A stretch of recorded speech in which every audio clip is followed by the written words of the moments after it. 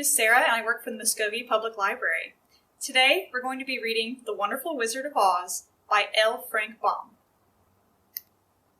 Dorothy lived in the midst of the great Kansas prairies, with Uncle Henry, who was a farmer, and Aunt Em, who was the farmer's wife. Their house was small, for the lumber to build it had to be carried by wagon many miles. There were 4 walls, a floor, and a roof, which made one room, and this room contained a rusty-looking stove, a cupboard for the dishes, a table, 3 or 4 chairs, and the beds. Uncle Henry and Aunt Em had a big bed in one corner, and Dorothy had a little bed in another corner. There was no garret at all, and no cellar, except a small hole dug in the ground called a cyclone cellar, where the family could go in case one of those great whirlwinds arose, mighty enough to crush any building in its path. It was reached by a trap door in the middle of the floor, from which a ladder led down into the small dark hole. When Dorothy stood in the doorway and looked around, she could see nothing but the great gray prairie on either side. Not a tree nor a house broke the broad sweep of flat country that reached the edge of the sky in all directions. The sun had baked the plowed land into a gray mass, with little cracks running all the way through it. Even the grass was not green, for the sun had burned the tops of the long blades until they were the same gray color to be seen everywhere.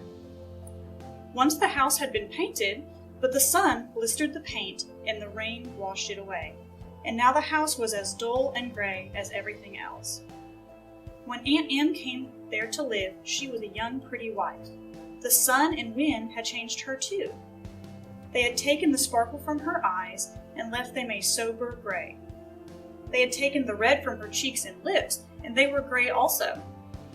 She was thin and gaunt and never smiled.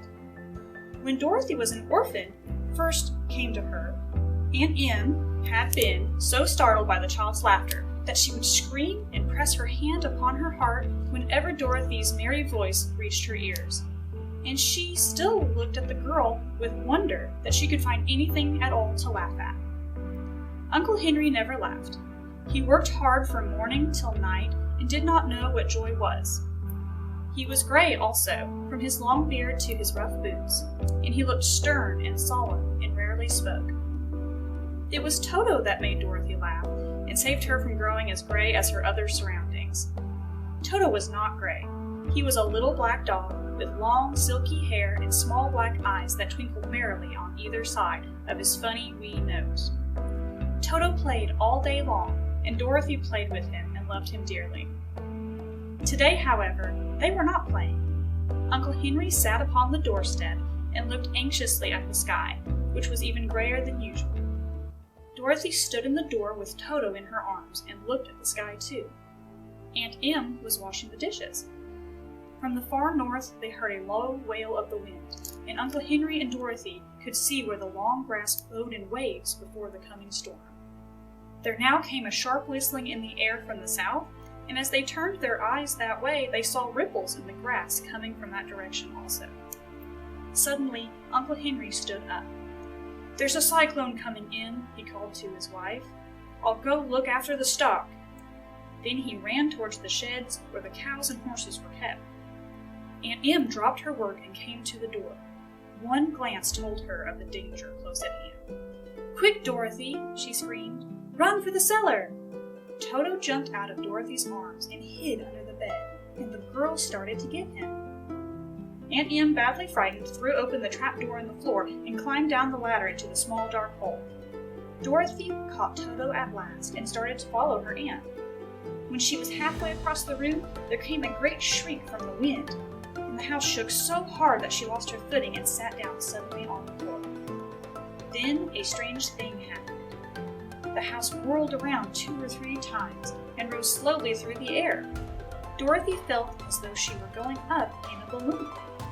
The north and south winds met where the house stood and made it the exact center of the cyclone. In the middle of a cyclone, the air is generally still, but the great pressure of the wind on every side of their house raised it higher and higher until it was at the very top of the cyclone. And there it remained and was carried miles and miles away as easily as you could carry a feather. It was very dark, and the wind howled horribly around her, but Dorothy found she was riding quite easily. After the first few whirls around, and one other time when the house tipped very badly, she felt as if it were being rocked gently, like a baby in a cradle. Toto did not like it.